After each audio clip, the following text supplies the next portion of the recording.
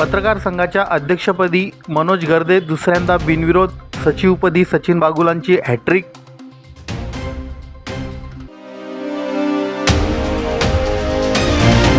नगरसेविका योगिता कुटे 3 अपत्य प्रकरणी 22 एप्रिलला सुनावणी. ॲडव्होकेट राहुल वाघ यांची माहिती.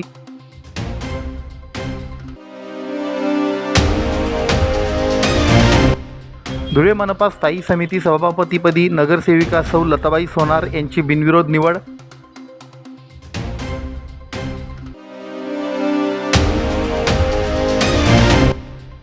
आणि मुस्लिम समाजासाठी स्वतंत्र आरक्षणाची जोरदार मागणी, समाजवादी पक्षाचा शासनाला इशारा. धुळे जिल्हा मराठी पत्रकार संघाची वार्षिक सर्वसाधारण सभा शहरातील साक्री रोडवरील पत्रकार भवनाच्या स्वर्गीय द्वारकाई उत्तमराव गर्दे सभागृहात सोमवार दिनांक 20 एप्रिल रोजी सायंकाळी उत्साहात पार पडली.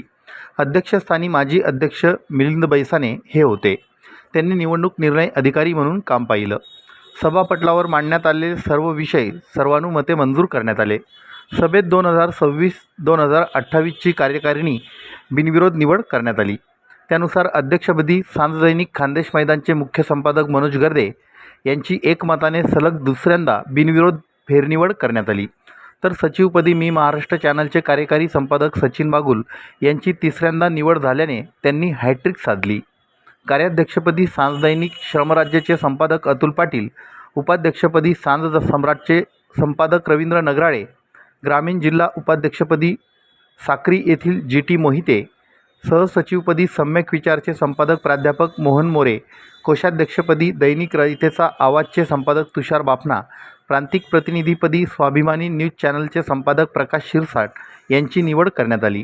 कार्यकारिणी सदस्य म्हणून माता हिंगलाज चॅनलचे संपादक राजेंद्र भावसार, श्रीराम न्यूज चॅनलचे संपादक सुनील सिंह परदेशी, सांज दैनिक गरुड सम्राटचे संपादक पुरुषोत्तम गरुड, TV9 वृत्तवाहिनीचे जिल्हा प्रतिनिधी मनेश मासोळे, ABP माझा वृत्तवाहिनीचे जिल्हा प्रतिनिधी धनंजय दीक्षित, जय महाराष्ट्र वृत्तवाहिनीचे जिल्हा प्रतिनिधी तुषार परदेशी, धुळे TVचे प्रतिनिधी निलेश परदेशी, दैनिक लोकमतचे प्रेस फोटोग्राफर कल्पेश पाठक, दैनिक दिव्य मराठीचे press photographer Virendra More, Dhule express न्यूजचे संपादक शांताराम अहिरे, दैनिक देशदूतचे उपसंपादक राम निकुंभ, जागर जनस्थान वृत्तवाहिनीचे प्रतिनिधी रूपक बिरारी, निवेदक तथा सूत्रसंचालक राकेश गाळणकर, शिरपूर येथील ज्येष्ठ पत्रकार अरुण धोबी, दैनिक स्वतंत्र भारतचे उपसंपादक पंकज पाटील, लोकन्याय न्यूज पोर्टलचे संपादक आकाश सोनवणे, दैनिक सकाळचे प्रेस फोटोग्राफर गोरख गर्दे, सांज दैनिक श्रमराज्याचे प्रेस फोटोग्राफर संजय पाटील, दैनिक महाराष्ट्र शोधयात्राचे उपसंपादक शरद वेंदे, दैनिक लक्ष महाराष्ट्राचे मुख्य उपसंपादक पुरुषोत्तम पाटील, दैनिक लेखणीचे संपादक दीपक वाघ, खान्देश मैदानचे साक्री प्रतिनिधी ज्ञानेश्वर ढालवाले, द ग्रेट हिंदुस्तानचे संपादक अनीस खाटीक, दैनिक समाज सारथीचे संपादक भास्कर फुलपगारे यांची निवड करण्यात आली. नवनिर्वाचित पदाधिकाऱ्यांचा माजी अध्यक्ष चंद्रशेखर पाटील, रवींद्र इंगळे, सुनील पाटील, भैया पारेराव, विजय भोसले साक्री आदी मान्यवरांच्या हस्ते सत्कार करण्यात आला. खेळीमेळीच्या वातावरणात पार पडलेल्या या सभेला सभासद बांधव मोठ्या संख्येनं उपस्थित होते. सभा संपल्यावर सर्वांनी आनंदोत्सव साजरा केला. अतिशय चांगल्या प्रकारे आम्ही कामकाज केले. आमच्यावर चांगला विश्वास या कोर कमिटीने टाकला. त्याचबरोबर माझ्याबरोबर जे पत्रकार बांधव होते त्यांनी सुद्धा चांगलं काम केलं. या गेल्या 2 वर्षामध्ये जवळजवळ 400 पत्रकार परिषदेचा आपण रेकॉर्ड ब्रेक केलेला आहे. म्हणजे या पत्रकार संघाने विशेष म्हणजे पत्रकारांच्या काही अडचणी असतील त्या सुद्धा आम्ही सोडवण्याचा प्रयत्न केलेला आहे. त्यामध्ये मागील काही काळात आम्ही जे जिल्ह्यातील प्रशासनाचे काही अधिकारी आहेत त्या अधिकाऱ्यांनी सन्मानित मान सन्मानित पुरस्कार द्यायचे तो सुद्धा कार्यक्रम चांगला आम्ही अतुल भाऊच्या मदतीने आणि आमच्या सर्व पदाधिकाऱ्यांच्या वतीने आम्ही करण्यात आला. तसेच विविध पदाधिकाऱ्यांचे काही आढावा असेल इथं महापुरुषांच्या जयंत्या आम्ही साजरा करण्यात आलेल्या आहेत. आणि एवढं बोलून इकडे एकत्रित जी संघटना आहे संघटना पुढे नेण्याचं काम आपण सगळेजण करणार आहोत. त्यामुळे आपल्याला आमच्या माध्यमातून 2-2 शब्दांत तुम्हाला या पत्रकार संघाचा इतिहास करायला पाहिजे. जे काय आहे की आपल्यासारख्या सामान्य प्रतिनिधींना येऊन दिलं जात असतं त्यामुळे फक्त आंदोलन इथं करावं लागतं आणि प्रत्येक माणसाला सभासदत्व इथे मिळालं पाहिजे. तो वृत्तपत्राचा प्रतिनिधी पाहिजे. अशा प्रकारच्या आपल्या ज्या काही अटी होत्या त्या अटी आपण पूर्ण करून त्या प्रत्येकाला सभासद करण्याचं काम आपण सातत्याने करत असतो. आणि हे काम गेल्या अनेक वर्षापासून आपण करतोय. दर 2 वर्षांनी आपली निवडणूक होत असते आणि त्या निवडणुकीमध्ये आपण नवीन पदाधिकारी निवडून देण्याचं देखील काम करत असतो. आणि ती जी निवडणूक पार पडली त्या निवडणुकीमध्ये आपल्या पत्रकार संघाचे ज्या आपल्या पॅनलचे ज्या लोकांना उभं केलेलं होतं त्याच्यात प्रचंड मतांनी अध्यक्षांपासून तर उपाध्यक्ष स्टेट या सचिवांपर्यंत पातळी करत होतं. 5-6 जे पदाधिकारी त्या पदांच्यासाठी ज्या निवडणुका झाल्या त्या निवडणुकांमध्ये सगळ्यात नंबर 1ने प्रचंड मतांनी त्यावेळी देखील विजयी झालेले आहेत. आणि त्याच्यानंतरची जी झालेली 2 वर्षाचा जो कालावधी गेला खूप छान सुंदर असा कालावधी गेला. आम्ही 40-45 वर्षापासून पेपरला घड्या मारण्यापासून तर पेपर कुणकुणत्या थंडीमध्ये वाटण्यापासून कामं केली. खरा पत्रकाराचा जन्म हा तिथून होत असतो. आणि सगळे कोर कमिटी वाल्यांना सांगतो गेल्या 2 वर्षाचा कार्यकाळ मनोज दादा तुम्ही अतुल दादा आणि तुमच्या कार्यकारिणीने खूप चांगल्या प्रकारे पार पाडलेला आहे. खूप गोड चांगले असे कार्यकारिणी जी पण येणारी असेल त्या कार्यकारिणीने इथे 4 चांद लावले पाहिजेत. अशा पद्धतीचं सर्व ते शब्द कायम असेल आमचा कोर कमिटीचा सर्व जाती धर्मासाठी खुला आहे. या एका वाक्यासाठी आम्ही एवढ्या वर्षानुवर्षापासून आम्ही लढत आहोत, झगडत आहोत. उद्याचा काळ देखील येणाऱ्या प्रत्येक माणसाला इथली संधी मिळणारी आहे. अध्यक्षपदाची संधी आपणास मिळवणारी आहे. मी महाराष्ट्र न्यूज चॅनलच्या बातमीपत्रास लाईक, शेअर, सबस्क्राईब करा. सोबतच बेल आयकॉन प्रेस करायला विसरू नका. पाहत राहा मी महाराष्ट्र चॅनल. धुळे येथील प्रभाग क्रमांक 1 मधील नगरसेविका योगिता संजय कुटे यांनी 3 अपत्य असताना 2च दाखविले. त्यांच्या नामनिर्देशन अर्जावर NA नॉट ॲप्लिकेबल असं लिहिलं आहे. तसेच नोटरी अधिकाऱ्यांचे शिक्के असून स्वाक्षरी नाही. कुटे यांच्या 3ही मुलांचे जन्मदाखले मनपातील रजिस्टरमधील नोंद देखील असून ते न्यायालयात सादर करण्यात आले आहे. त्यामुळे कुटे यांची निवडणूक रद्द करावी अशी आमची मागणी असल्याचं याचिकाकर्ते योगिता दीक्षित यांचे वकील ॲडव्होकेट राहुल वाघ यांनी पत्रकार परिषदेत सांगितलं. याप्रसंगी त्यांनी याचिका दाखल केल्यानंतर 8 तारखा झाल्या, त्यात आत्तापर्यंत काय झालं हे देखील स्पष्ट केलं. दरम्यान याचिका दाखल केली म्हणून योगिता दीक्षित यांचे पती सचिन दीक्षित यांना ठेकेदारी व्यवसायावरील अवैध बंधने घातली जात आहेत. त्यांचे मनपात दाखल केलेले टेंडरिंग रद्द केले गेल्याचाही आरोप यावेळी करण्यात आला. मागील सुनावणीत योगिता कुटे व अन्य प्रतिवादी न्यायालयात हजर झाले होते. त्यांच्या वतीनं लेखी खुलासा अद्याप सादर झालेला नसून न्यायालयाने त्यासाठी मुदत दिली आहे. पुढील सुनावणीत खुलासा सादर होण्याची अपेक्षा आहे. याचिकेत योगिता संजय कुटे यांची निवडणूक रद्द करून योगिता सचिन दीक्षित यांना विजयी घोषित करण्याची मागणी करण्यात आली आहे. या प्रकरणाची पुढील सुनावणी दिनांक 22 एप्रिल रोजी होणार असून न्यायालयाकडून योग्य न्याय मिळेल असा विश्वास देखील ॲडव्होकेट राहुल वाघ यांनी यावेळी व्यक्त केला. या पत्रकार परिषदेला योगिता दीक्षित, सचिन दीक्षित हे देखील उपस्थित होते.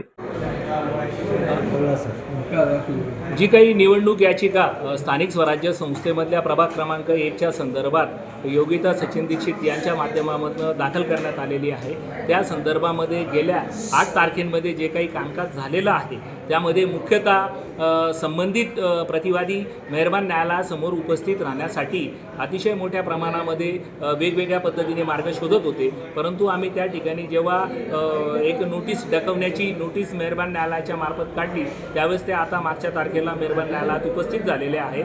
पुढच्या तारखेला ते कैफियत खुलासा दाखल करण्याची शक्यता आहे. परंतु या ठिकाणी जर आपण बघाल तर सगळ्यात महत्त्वाचा मुद्दा आहे की ज्या याचिकाकर्त्यांनी याचिका दाखल केलेली आहे आपल्या संवैधानिक अधिकारासाठी, तर त्यांच्यावर कौटुंबिक त्यांचे जे काही पती आहेत ते व्यावसायिक ठेकेदारी करतात, तर त्यांना मिळालेला ठेका फक्त त्यांच्या पत्नीने याचिका दाखल केली म्हणून त्यांना तो ठेका रद्द करण्यात आलेला आहे. तर या संदर्भात देखील सचिन दीक्षित साहेब मेहरबान न्यायालयामध्ये जाणार आहे. तुम्हाला सर्वांना नमस्कार करतो.